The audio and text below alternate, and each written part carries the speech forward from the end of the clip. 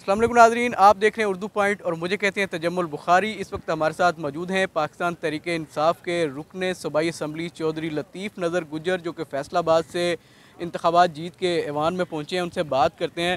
तो साहब बताइएगा, ISPR की जानब से DG ISPR ने एक प्रेस कॉन्फ्रेंस की, उसमें उन्होंने कहा कि सिद्दीक़ के दिल से माफ़ी मांग लें तो मामला ठीक हो जाएंगे। तो क्या ममानत है, देखिए क्यों नहीं मेरी मांग रहे? मेरी बात सुने। जो माफ़ी है ना, तो वो तो सिद्दीक़ के दिल से ही मांगनी चाहिए। इस पे तो मैं उनके साथ हूँ। लेकिन ये तो पहले तय कर लें माफ़ी मांगनी किसने।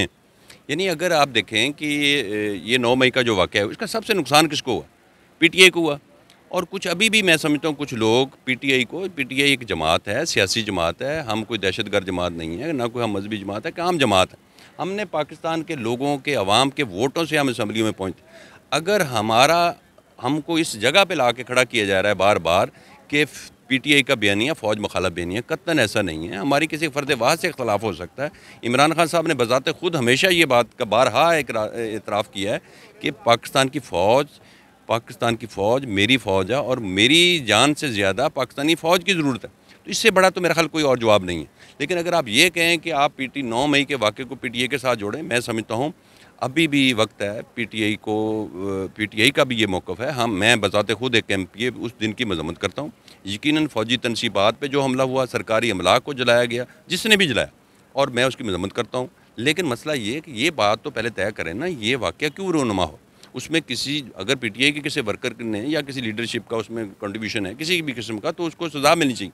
लेकिन बग़ैर इंक्वायरी के, बग़ैर जुडिशल इंक्वायरी के इतना बड़ा आप एक इल्ज़ाम किसी पार्टी पे लगा दें, तो मेरा ख्याल ये गैर अच्छा, मुनासिब है। आप की जमात की जानब से बारहा जो जुडिशल इंक्वायरी का कहा जा रहा है, लेकिन ना कोई कमीशन बनाया जा रहा है, ना हुकूमत इस हवाले से कुछ स्टांस ले रही है। तो क्या समझते हैं कि क्यों ऐसा हो रहा है? देखिए, जब आप लोगों का इदारों से एतमाद उठ जाए तो फिर लोग इस तरह की बातें करती हैं, वो मेरी बात ना सुने वो।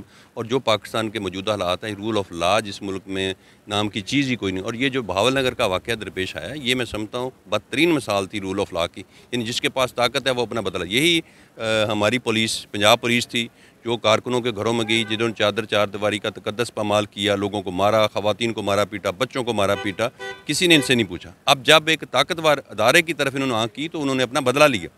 और मैं समझता हूँ कि अगर यही एक ताकतवर ही अपना बदला लेगा, फिर उस मुल्क में कानून की हुक्मरानी नहीं।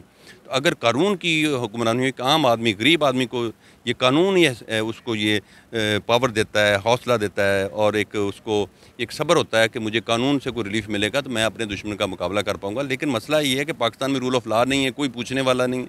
आप किसी पे भी इतमाद नहीं, वो कहता है फ़लाँ जज सही नहीं है, वो कहता है फ़लाँ जज सही नहीं है। तो ये एक बहुत, मैं समझता, लम्हा फ़िक्रिया है। पाकिस्तान के जो एक सिस्टम है उस पर एक सवाल है कि अगर हम इसी तरह चलाएंगे तो ये मुल्क आगे नहीं बढ़ेगा। अच्छा, ये बताइएगा कि आपके सीनियर रहनुमा हैं, साबिक स्पीकर भी हैं कौमी असम्बली के, असद कैसर, उनका कहना है कि हम माफ़ी तो अपने बाप से भी नहीं मांगते।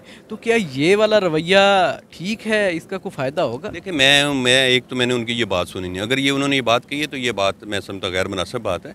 देखिए, ये बड़ापन होता है। लेकिन मैं अगर ये कहूँ, अगर हमने ये पहले ये तो साबित हो जाए कि ये गलती मैंने की है, तो मैं गलती तस्लीम करूँगा, ये मेरा बड़ापन होगा। लेकिन वो जो उन्होंने बात की है, मुझे नहीं पता किस पैराई में, किस तनाज़र में उन्होंने बात की है। उन्होंने एक वीडियो उसमें टॉक शो में बैठे हुए थे, उसमें उन्होंने कहा था यही सवाल नहीं, के। अगर आप, मैं समझता हूँ, मैं तो फिर उस जवाब से मुत्फिक नहीं हूँ। क्योंकि मैं तो हमेशा ये कहता हूँ, जो बात इमरान खान साहब के मुंह से निकले वही हमारे लिए एक वो दर्जा रखती है। अदरवाइज़ ये कहना कि आप लीडरशिप में हर बंदा, मैं बाहर से निकला हूँ, मैं अगर कोई जवाब देता हूँ तो मेरा ख्याल इसको आप नहीं। अच्छा साहब, यही बता दें कि अभी जो टाइम चल रहा है पाकिस्तान तहरीक इंसाफ का, ये मुत्तहिद होने का टाइम है, लेकिन हम तो देखते हैं कि हर पॉइंट पे, हर जगह पे एपेक्स कमेटियों की सरबराही का मामला या कुछ भी मामला हो तो आपसी इख्तलाफात बड़े ज़ोर शोर से सामने आते हैं।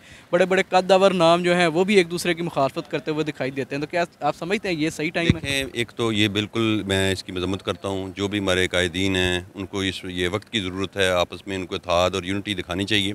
लेकिन फिर ये होता है कि अब खान साहब की लीडरशिप में सारे हम चल रहे थे, खान साहब अंदर हैं, बहुत सारे नए चेहरे आ गए हैं। शायद उनको पार्टी डिसिप्लिन का शायद अंदाज़ा नहीं है, लेकिन ये पार्टी के लिए चीज़ें बुरी हैं। मैं इसकी मज़म्मत करता हूँ और ऐसा नहीं होना चाहिए। अच्छा, आखिर में ये बता दें कि जब वो 2 माह के लिए वज़ीर आला पंजाब बने थे हमज़ा शहबाज, तो तब वज़ीर आज़म थे शहबाज शरीफ। तो वो एक दूसरे के साथ बैठते भी थे, मीटिंग्स भी करते थे। लेकिन जब से मरियम नवाज़ वज़ीर आला पंजाब बनी है, तब से कोई भी ऐसी मीटिंग नज़र नहीं आई जिसमें बतौर वज़ीर आज़म शहबाज शरीफ बैठे हों, मियाँ नवाज़ शरीफ बैठते हैं। तो क्या समझते हैं, क्या चल रहा है आपकी नज़र में? देखें, ये तो उनके खैर घर का मामला है, लेकिन मैं कहूँगा किसी भी सूरत, किसी जमहूरी मुल्क के लिए ये जो एक कल्चर है कि घर में सारे उहदे बाँट लिए जाएँ, तो यकीनन एक घर में से एक फ़र्द है। मैं अगर घर में से अपनी नुमाइंदगी कर रहा हूँ तो ज़रूरी नहीं है कि सारा ख़ानदान इसमें आ जाए। तो वो नून लीग एक मैं समझता हूँ सियासी पार्टी नहीं, ख़ानदानी पार्टी है।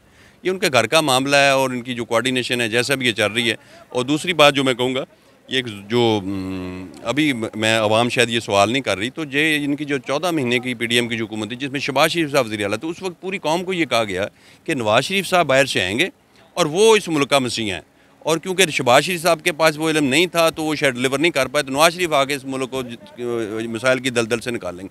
अब तो नवाज़ शरीफ साहब मौजूद हैं, उन्होंने कानून कायदे सारे तोड़े हैं और एयरपोर्ट के ऊपर आके उनकी बायोमेट्रिक हो रही है। तो फिर मुझे नहीं ये समझ आ रही अब मियाँ साहब का क्या प्रॉब्लम है कि उनको वज़ारत उज़्मा नहीं दी जा रही। मेरा ख्याल मियाँ साहब को वज़ारत उज़्मा भी लेनी चाहिए और मुल्क के मसाइल को जो उनका दावा था, वैसे तो मसला तो वो खुद हैं, लेकिन अगर अवाम को ये कहा गया कि ये हम मसले हल करें तो उनको मेरा ख्याल आगे आना चाहिए। अच्छा, मौलाना फजलुर रहमान यकदम ही लाइन तब्दील कर चुके हैं। वो एक तरफ तो जो हुकूमत में लोग बैठे हुए हैं उन्हें कहते हैं कि आप हुकूमत छोड़ें, अपोजिशन में आके मेरे साथ बैठें, और दूसरी जानब पाकिस्तान तहरीक इंसाफ के हवाले से भी जो उनके बयानात आ रहे हैं वो बड़े नरम बयानात आ रहे हैं, देखें, प्यार मोहब्बत की बात कर रहे हैं। तो क्या समझते हैं कि वो सिदक दिल से आपके साथ? देखिए, ये दिलों के हाथ तो मेरा अल्लाह जानता है, मैं तो किसी की नीयत पे शक नहीं कर सकता, लेकिन जो हकायक हैं वो आपके सामने।